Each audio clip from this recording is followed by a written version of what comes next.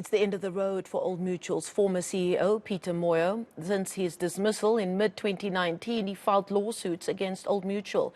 In November, the Supreme Court of Appeal denied Moyo's leave to appeal a ruling by the South Gauteng High Court. And that ruling dismissed his bid to sue the insurer for 250 million rand in contractual damages. Old Mutual says it's been a long battle that has ended after the Constitutional Court dismissed another application just yesterday.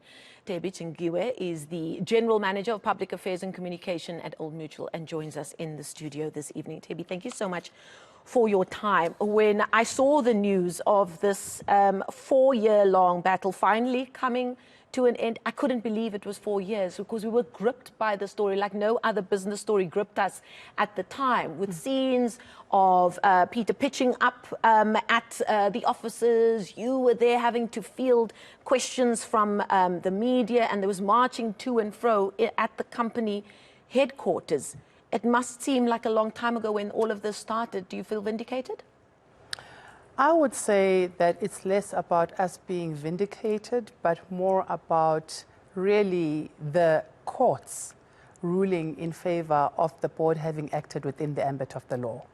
And I think where we stand, it certainly is a victory for corporate governance.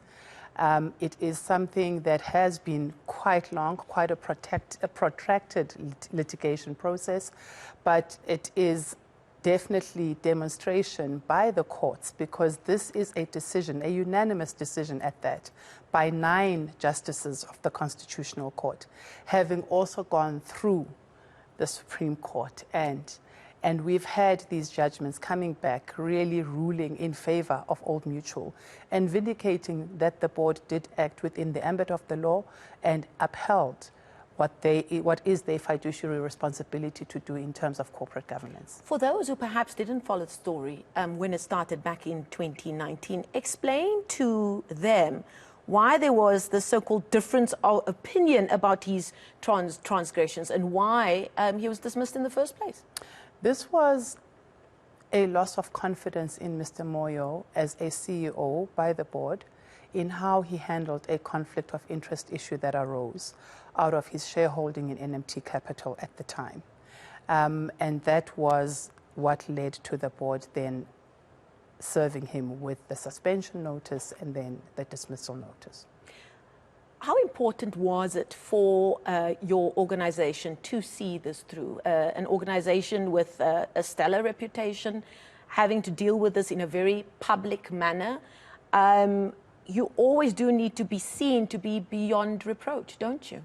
Marcel, absolutely. We are in financial services. We are accountable to investors. We have got shareholder money that we collect and we invest, and we do so in a responsible way. And this really is part of the governance processes that really are what preside over any financial services industry. And the board was correct in carrying out its fiduciary responsibility and its oversight on issues of corporate governance and acting on it in the best interest of our shareholders and all of our stakeholders. What kind of precedent do you think this will set going forward, specifically when looking at governance? I do hope that it is a demonstration to the rest of corporate South Africa, and certainly a demonstration of how this board has had to be uncompromising in how they have handled this issue, because you will also recall that there was the matter that Mr. Moyo had brought on around their own delinquency charges that he was proposing.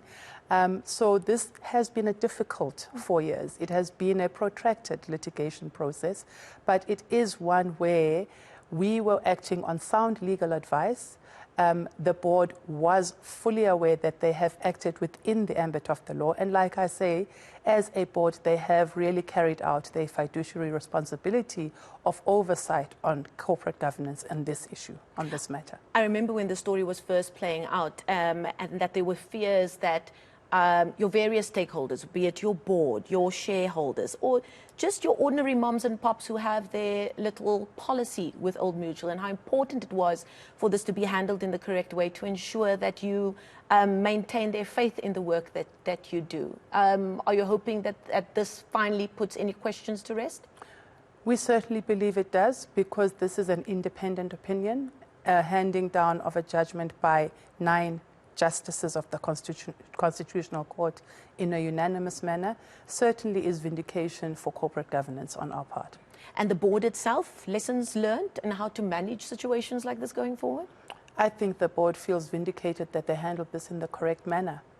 Okay, we're going to leave it there. Thank you so much for coming in this evening. Tebi Tsengiwe is the General Manager of Public Affairs and Communication at Old Mutual. A massive story finally being putting laid to rest. A 4-year legal battle against its former CEO coming to an end in the courts, finally making their decision known. Thanks for your time this evening.